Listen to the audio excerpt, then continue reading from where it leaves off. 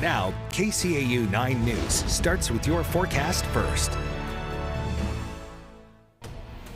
Hey, good afternoon, Siouxland. We're seeing conditions starting to look a little bit darker with some more thicker gray clouds starting to move into the region as we're taking a look out from the Port Neal welding camera.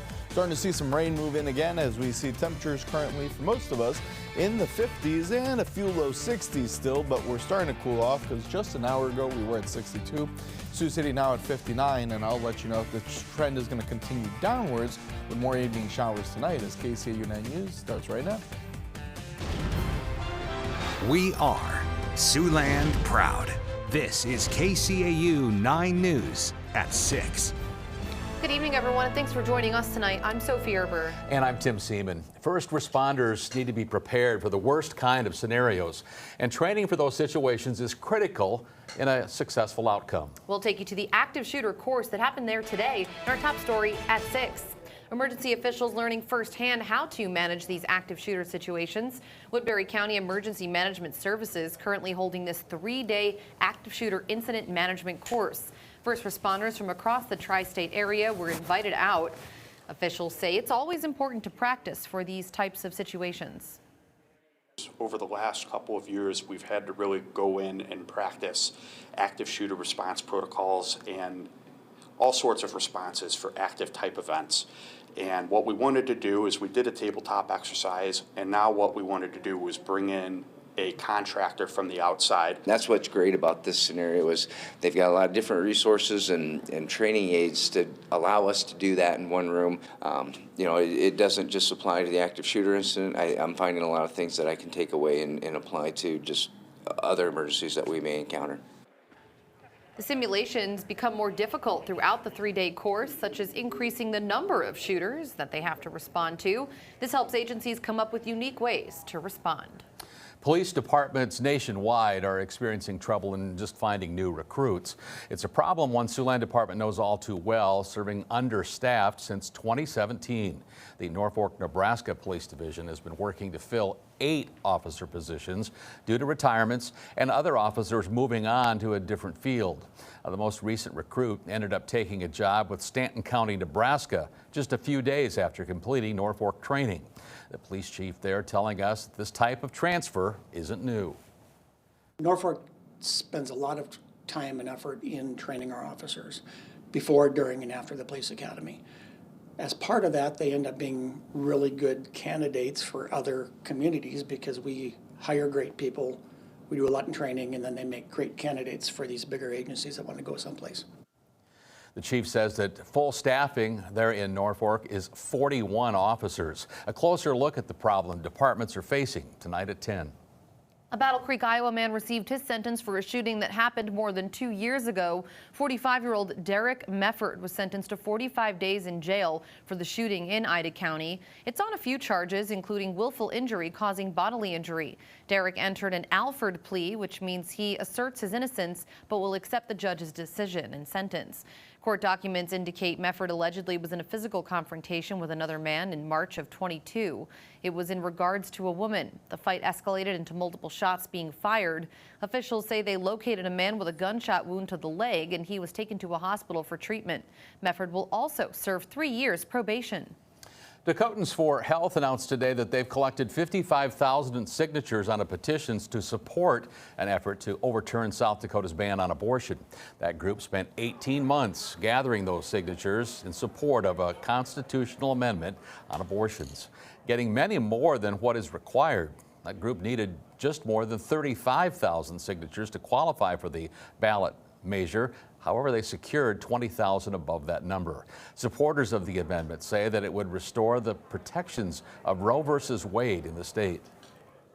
Over 500 people, mostly women, have collected signatures from over 350 South Dakota communities. This has truly been a from the ground up grassroots effort, and we are truly humbled by the response. Members of a group called the Life Defense Fund showed up outside of the downtown Sioux Falls Library today for a protest during that announcement. Let's check back in now with Chief Meteorologist Victor Perez. He's joining us tonight on what is definitely a cloudy and cool evening, Victor.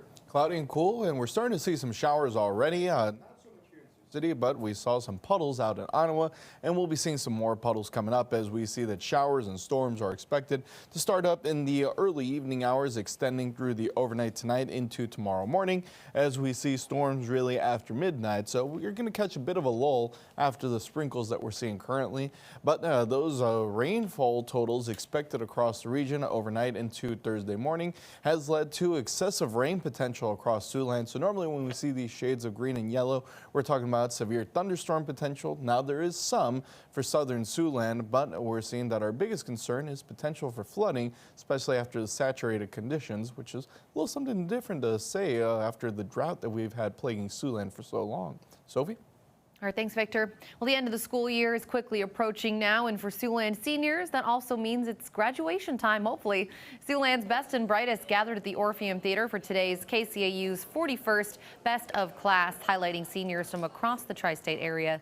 Along with shooting individual recognition commercials, the seniors were treated to lunch and a senior message offered by today Western Iowa Tech President Terry Morrell. 2024's Best of Class featured 105 valedictorians from more than 120 school districts. With many graduation dates approaching, we asked some of them what their future plans might be.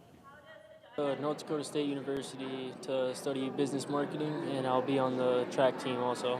Next year I am headed to the University of Nebraska at Omaha, where I'll be studying nursing, and then after my sophomore year I'll transfer to the University of Nebraska Medical Center, where I'll finish my nursing degree. I'm planning on going to Northwestern in Orange City. I'm hoping to study genetics and molecular biology in their STEM department. Tim and I were honored to host today's event, and we do wish the best of class and all Siouxland seniors good luck in their future endeavors, and they can look forward to seeing special graduation commercials. We will have them on air later this month, so stay tuned for that. Well, the summer is just around the corner, as is graduation, and that means fun for kids. Many will grab a fishing pole. The 27th annual Rivercade Youth Fishing Derby and the River City Anglers Casting Contest all set to take place this year, June 1st. 1 month from today. That event takes place at Bacon Creek Park. Beginning at 9 in the morning, any child aged 4 through 12 can take part in the derby and casting contest. They'll also get a new rod and reel, tackle, along with a shoreline lunch. It's all free. Children will also have a chance to win a new bike. Organizers of that event said that the family time is what is the highlight. You want to spend quality time with a child, take them fishing. And that's exactly what Rivercade has done for 27 years with over 11,000 Siouxland youth. And we consider it one of the most worthwhile events that Rivercade does. People must pre-register at Baumgar stores in order to participate, or you can also go to Bacon Creek General Store on Gordon Drive. Again, I misspoke. There is a $5 nominal fee to participate. KCAU 9 is a proud sponsor of the Youth Fishing Derby, as well as that angler casting contest. A wing chaplain for the 185th Air Refueling Wing in Sioux City and a support dog recently saw each other again after a 6-month deployment. A happy reunion there. Chaplain Lieutenant Colonel Stephen Peters and Adele the dog reunited this week. There they are. She's a 6-year-old English Cream Golden Retriever. It happened at the Wing's headquarters building with a small group in attendance. He was deployed to an air base in Qatar last fall. Peters and Adele worked together to assist airmen and their needs. While the chaplain was gone, Adele continued her work as the morale support dog at the refueling wing. Peters says it's good to be back home and looking forward to resume his duties with Adele in the weeks ahead.